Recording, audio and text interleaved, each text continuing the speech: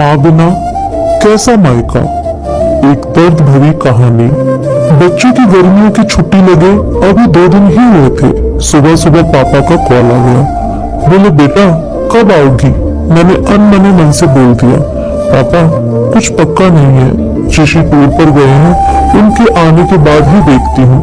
पापा की आवाज रुआसी हो गई। बोले बेटा तुम्हारी माँ नहीं है तो क्या हुआ, तुम्हारा मायका तो है और मैं तो हूँ। ऋषि से बात करो और जल्दी आ जाओ। जी पापा के आगे कुछ बोल ही नहीं पाई। जब तक माँ थी उसे रोज फोन पर ढेरों बातें करती थी। साल में एक बार गर्मी की छुट्टियों में वो पूरे 10 दिन के लिए मायके जाती थी।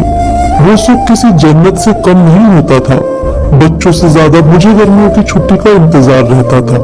पर जब से माँ गई मेरा मायके जाने का मन ही नहीं करता। ऐसा लगता जैसे मेरा मायका ही खत्म हो गया। एक सूनापन, एक खालीपन सा मेरी जिंदगी में भर गया था। पापा एकदम शांत स्वभाव के थे और कम बोलते थे और सबकी जरूरत का पूरा ध्यान रखते थे।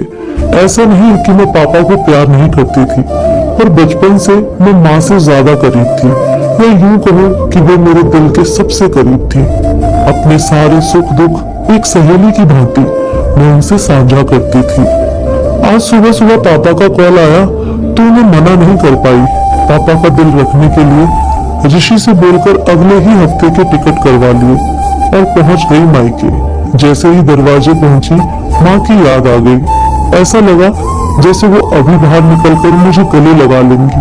सोच के आंखें भर आई, किंतु आज माँ की जगह पापा बाहें फैलाए मेरा इंतजार कर रहे थे। सालों बाद पापा को गले लगा के खूब रोई।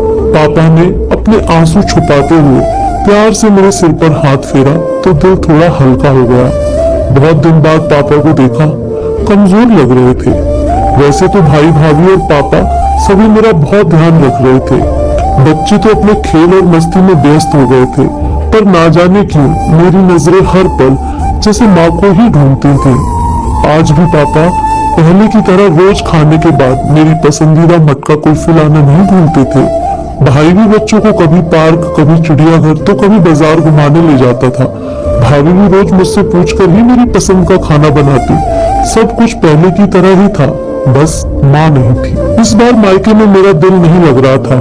माँ की कमी मुझे बहुत खल रही थी। ऋषि को कॉल करके मैंने 2 दिन बाद का टिकट करवा लिया। सबने मुझे रोकने की बहुत कोशिश की, पर मैं नहीं मानी। देखते ही देखते मेरे जाने का समय आ गया। आज शाम की ट्रेन से मेरी घर वापसी थी। मैंने सामान पैक करके रख लिया था, बस पापा का इंतजार कर रही थी। पापा ना जाने सुबह से बिना बताए कहाँ चले गए थे। उनका मोबाइल भी नहीं लग रहा था, मन घबरा रहा था। बिना बताए आखिर गए कहाँ।